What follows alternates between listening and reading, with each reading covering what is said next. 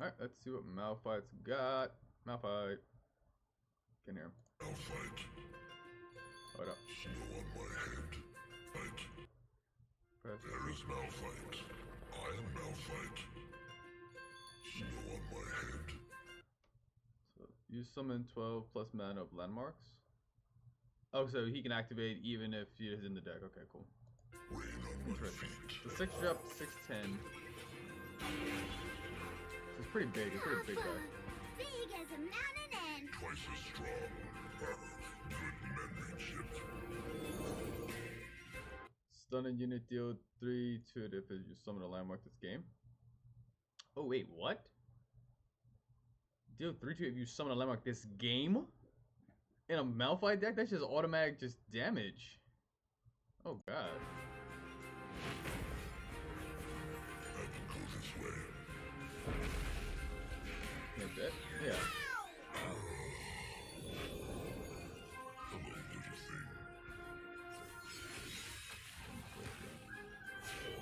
I am gonna shake things up. Oh, wow. Wait, I missed something. Hold up, go back. When I'm summoned or leveled up for round start, if you have attack token, create unstoppable force in hand. Unstoppable force. He's like slightly weaker than Nautilus. When he levels like very much weaker than Nautilus. Okay. See the strength, granted eye, +3/+2, and overwhelm. Okay. Here comes the ogre. And now he's like he can take on. Whoa. Unstoppable for stun all enemies. For 2 drop? I mean, this is slow though. What do you do against that though? How do you go against that? Because it's not like if Malphite's on the field, you activate it. No. But it gets created by Malphite. That's like a turn winner right there. Luck always wins. A whole landslide. Oh, and then you stun it, he has overwhelmed. That hits back. It is a good day to be Malphite. Okay. Friendship. That's interesting. I don't really know what that one. He's really slowish, but it's a landmark card, so. These are the Malphite cards. Yeah. Stun. And that's how you make the double Malphites, and this crits naturally. Just play it. You know what? Just go to the regular thing that tells me what they are.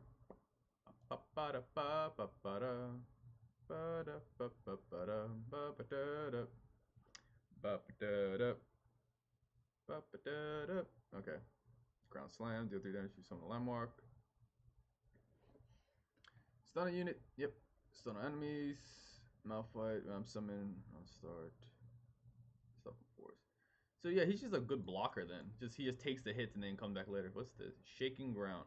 If you summon 4+ landmarks this game, deal 4 to an enemy and 2 to enemy nexus. Wait a minute. Wait a minute. So you need to play landmark. Just 4 landmarks. This thing just deals 4 damage to an enemy and then 2 to the nexus. That seems a little unnecessary. Like why is it doing damage to the nexus? Like for Targon, I don't understand why Targon needs to do damage to the nexus. That's, I guess. I mean, at least as long as it doesn't have like overwhelm. But I mean, you have that card that gives overwhelm, so I don't know. Let me see what the other cards are. Oh, the other cards. There'll be more cards. Yeah, there we go. Crescent of Insight, cooldown 1. Get an extra mana gem this round. Blue Sentinel, last breath. Okay, so you create this. Huh. Hey, it's blue buff. I just realized that. Yeah, so we're gonna have red buff too? That's pretty cool. Earth Elemental, Overwhelm. Once you summon 4+ landmarks, this game grants me +3/+0. So the 4 drop that turns into a 6/5. You summon 4 landmarks. That's pretty good. Yeah, for Overwhelm, that's pretty good. Because this deck's gonna make it have a bunch of landmarks, so yeah. Rockfall Path, cooldown, obliterate the weakest enemy. That's kind of strong. Like if you just take out their small stuff, this thing destroys like a big unit, and it's just as weak as enemy. It's not weak as follower. It's weak as enemy. You can kill champions with this thing. It's a little much. Okay, a little much. Not gonna lie, a little much. Seed of strength grant me +3/+2 overwhelm. So this is created by something. Okay, spiral stairs. Countdown 3. Create a seed of strength in hand. Okay, that makes this. Okay. I got you. Alright, oh, these are the other cards that I didn't see. Okay, first wave. When I'm summoning someone to pray. Wait. It's a 1-drop that summons another 0/1 though. What's the point of this? Maybe to bring out 2 of the pigs, I guess. Oh, here's one. Last will to play me, kill an ally. Oh, okay, so this works with this. Oh, I didn't realize they're literally right next to each other. I didn't realize that. But this is like it's like a weaker version of that the 3/2. Like they're gonna have to either nerf that 3/2 and make it like a 2/2 or something like that. Because if this comes out, this is significantly worse. I mean, maybe for aggro it can kind of work, but it's significantly worse than the 3/2. They're gonna have to make it a 2/2. I'm definitely thinking they're gonna make it a 2/2, and then they keep it as a 3/3, which makes sense. They kind of altered that a bit. What else you got? Burn and ice, obliterate each enemy to summon a frozen tomb in its place. Frozen tomb. Oh, Lissandra's thing.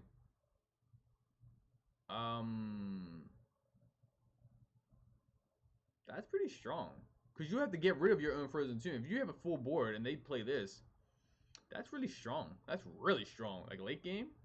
Yeah, and this Lysandra, succumb to cold, yeah, frostbite. An enemy, summon a frost throw. Whoa, hold up. We don't need more of these. We already have enough, like, freeze stuff. So that's... Ew. And you make a frost throw? This makes this 100 even stronger. But this is kind of much. I'm not gonna lie, this is kind of much.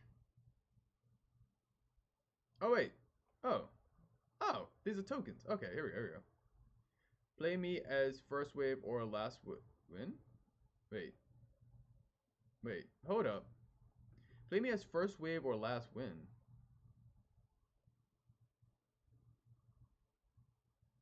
Okay, so you can pick this or this.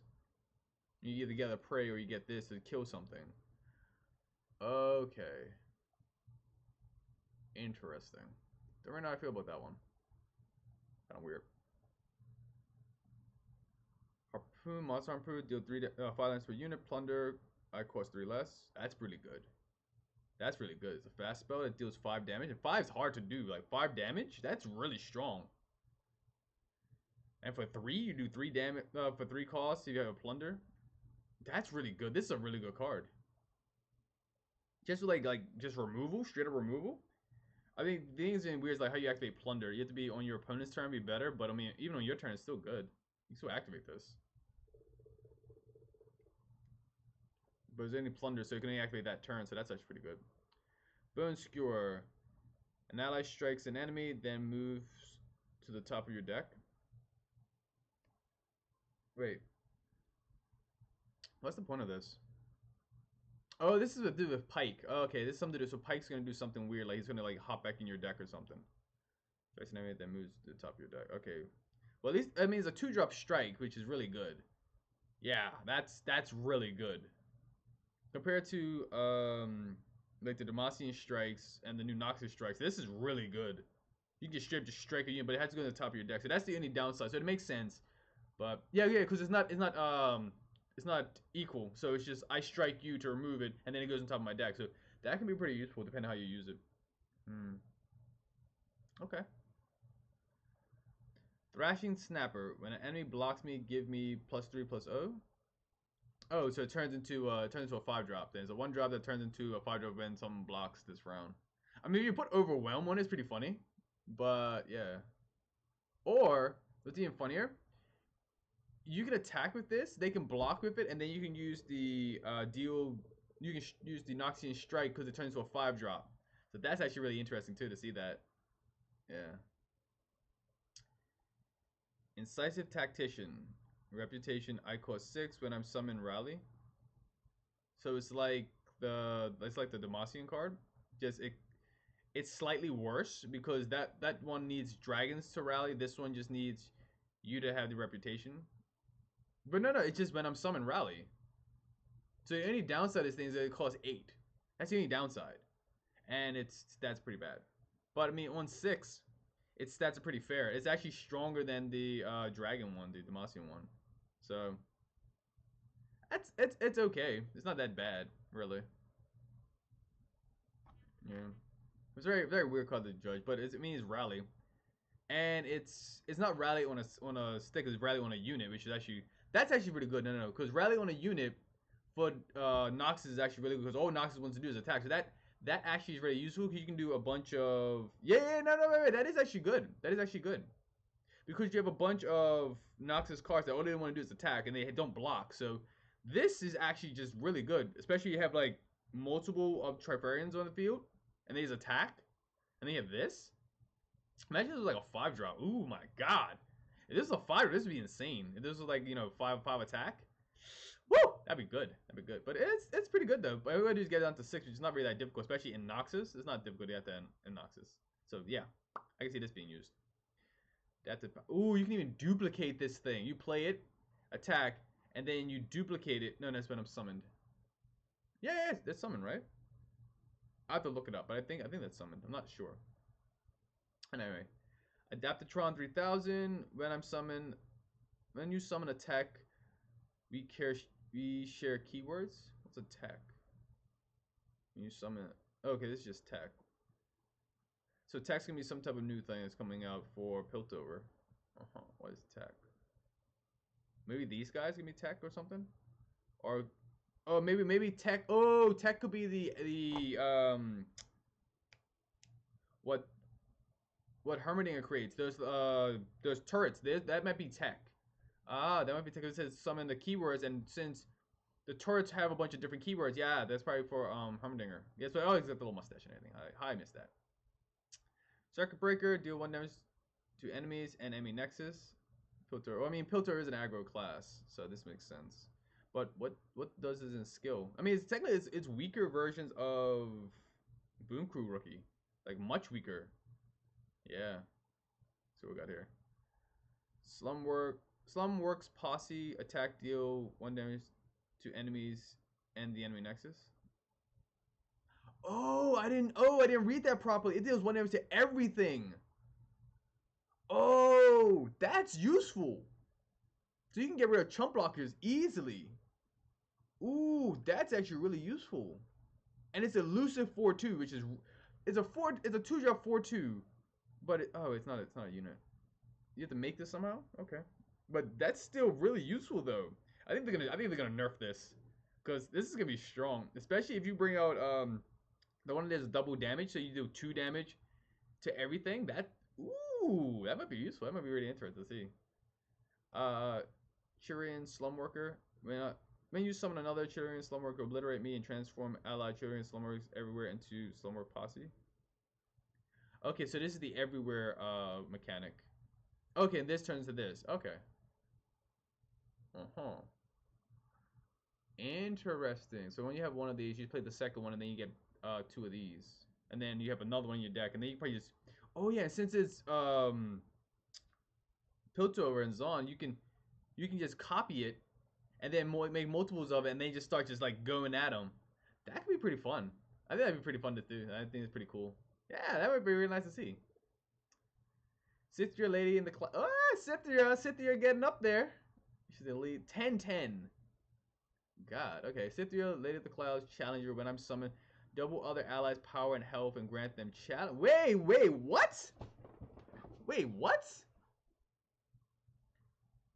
I mean, she's a 10-drop, so she ain't gonna be out soon, but this is kind of crazy. Hold up. I mean, she's definitely a finisher, but she gives everything challenger. So you can decide what you're doing. Plus, it's a buff. So that 6-drop that buffs a unit is basically her on a stick. Well, it's basically that plus her on a stick. Like, it's a 10-drop. It's a 10-drop 10-10. Plus buff everything and give them challenge. They're gonna nerf this. I see them nerfing this so fast. I think this is gonna be probably put down to like an 8-8 or something. It's probably gonna be like an 8-8 in the end of all this thing. But this is kind of crazy though. Yeah, they're gonna probably make this an 8-8. I don't think they're gonna keep this at this rate. Because Cytheria came out as a 1-drop 2/2. Then she became, I think it was a 3/3. Then you just it lasts for each one you play.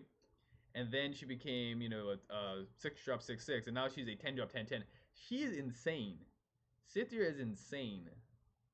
That's an insane card. And then we have Ardent Tracker, Scout, another Scout. When you summon an elite, reduce my cost by 1. Oh. Okay, so it's it's like Cytheria, the one I talked about. Like every time you play an elite, it costs less. Ah, okay. I mean, it's just a Scout. It's not really. This is not really that special.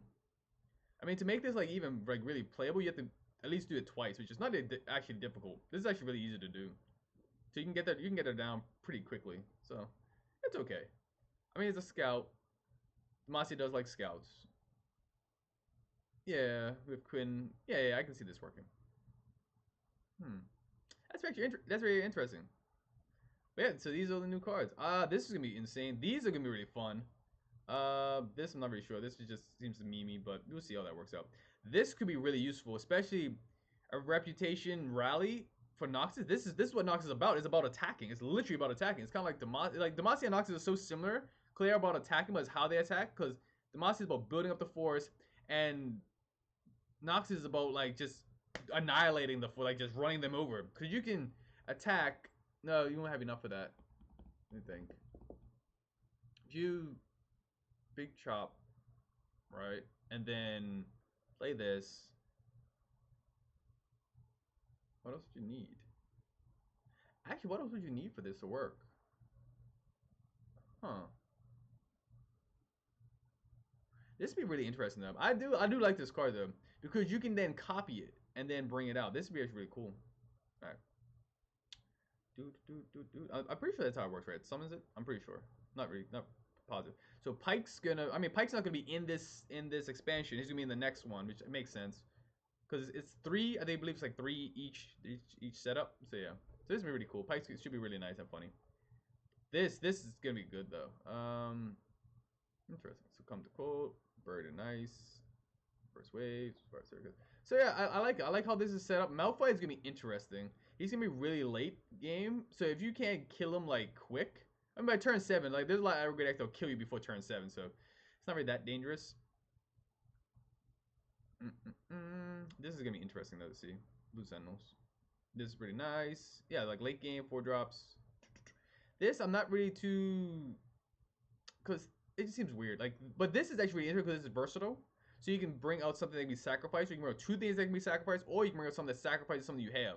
So I understand the point of this because it is very versatile. So that's really cool. This is kind of much. I don't want to see more freeze things because freeze I don't like. I like to hit my opponent. I don't like freezing. Obliterate. I mean, Bread and Ice is gonna be serious. I mean, it's a 9-drop, so you can play it on turn. At earliest, turn 6. Yeah, because it won't work on turn 5. So turn 6, I see this working. But yeah, it's just like stalling, because this is a big stall, especially because the blip, like the Frozen Tombs, they last 2 turns. So this is a big stall, big stall. But obscures, yeah. But yeah, so cool. I like the new ones that come out. I can't wait to see what else is coming. So cool, nice.